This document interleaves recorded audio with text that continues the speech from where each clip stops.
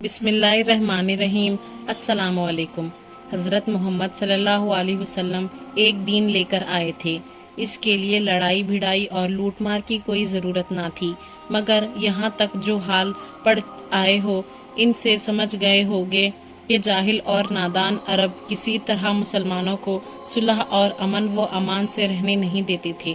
پہلے تو اکیلے قریش سے لڑائی تھی، اب آہستہ آہستہ یہ آگ اور جگہ بھی پھیلتی جاتی تھی اور رجت تک پہنچ چکی تھی۔ انہی خطروں میں گھر کر جس طرح بن پڑتا تھا مسلمان اس دین کی تبلیغ اور اسلام کی اشاعت کر رہے تھے، اور اب یمن کے کناروں اور بحرین کے علاقوں تک میں یہ تعلیم چپکے چپکے قبول کی جا رہی تھی۔ سفر 4 ہجری میں قبلہ کلاب کے رئیس نے خواہش کی کہ چند مسلمان داعیوں کو میرے ساتھ کر دیجئے کہ وہ میری قوم میں جا کر اسلام کو پھیلائیں اور لوگوں کو مسلمان بنائیں۔ آپ صلی اللہ علیہ وسلم نے فرمایا، مجھے نجات کی طرف سے ڈر ہے۔ اس نے کہا، ان کا میں ضامن ہوں۔ اس پر اعتبار کر کے آپ صلی اللہ علیہ وسلم نے 70 انصاری مبلغوں اور معلموں کو اس کے ساتھ کر دیا۔ بنی سلیم کے علاقے میں معاونہ نام ایک کنویں کے پاس پہنچ کر اس نہتے دستے نے، جس کا مقصد امن و سلامتی کی اشاعت کے سوا کچھ نہ تھا، پڑاؤ کیا۔ اس اطراف کے رئیس عامر بن طلیف نے آ کر ایک کے سوا سب کو گھیر کر قتل کر دیا۔ یہ ایک عمر و بن امیہ تھے جنہوں نے مدینے آ کر اپنے ساتھیوں کی مظلومی کی کہانی سب کو سنائی۔ انہی دنوں میں ازل اور خارا کے چند آدمی آپ صلی اللہ علیہ وسلم کی خدمت میں آئے کہ ہمارے قبیلے نے اسلام قبول کر لیا ہے، آپ صلی اللہ علیہ وسلم چند مسلمانوں کو ہمارے ساتھ کر دیجئے جو ہمارے یہاں جا کر ہم کو اسلام کی باتیں سکھائیں۔ آپ صلی اللہ علیہ وسلم نے 10 آدمی ساتھ کر دیے۔ جب یہ نہتا قافلہ رجیع کے مقام پر پہنچا تو ان ظالموں نے اپنا عہد توڑ دیا۔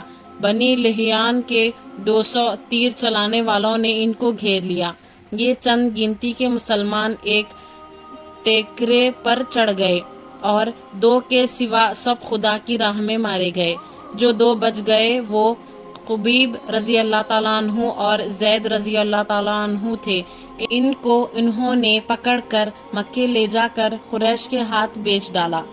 خبیب رضی اللہ تعالیٰ عنہ نے احد کی لڑائی میں حارث بن عامر کو مارا تھا، اس لیے حارث کے لڑکوں نے ان کو خرید لیا اور اپنے باپ کے بدلے میں ان کو سولی دے کر مار ڈالا۔ سولی پانے سے پہلے انہوں نے اپنے قاتلوں سے اجازت مانگی کہ وہ 2 رکعت نماز پڑھ لیں۔ انہوں نے اس کی اجازت دی تو انہوں نے 2 رکعت نماز ادا کی، اور اس وقت سے یہ مسلمان شہیدوں کی رسم قرار پا گئی۔ سولی پاتے وقت یہ شعر ان کی زبان پر تھا، جب میں اسلام کی راہ میں مارا جا رہا ہوں تو مجھے اس کی کوئی پرواہ نہیں کہ میں کس پہلو پر مارا جاؤں گا۔ زید رضی اللہ تعالیٰ عنہ کو ایک دوسرے قریشی نے اس لیے خریدا تھا کہ مکے کے تماشائیوں کے سامنے اس کے قتل کا رنگین تماشا دکھائے گا۔ جب قاتل تلوار لے کر آگے بڑھا تو ابو سفیان نے پوچھا، سچ کہنا، اگر اس وقت تمہارے بدلے محمد صلی اللہ علیہ وسلم قتل کیے جاتے تو تم خوش نہ ہوتے؟ بولے، خدا کی قسم، رسول اللہ صلی اللہ علیہ وسلم کے تلووں کو کانٹوں سے بچھانے میں میری جان بھی کام آتی تو میری سعادت تھی۔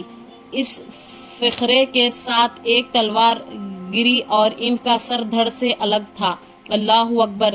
ان خدا کے بندوں پر حق کا نشہ کیسا چھایا تھا۔ ایسے ہی اسلامک واقعات کے لیے صفوان اسلامک ورلڈ کو سبسکرائب کریں۔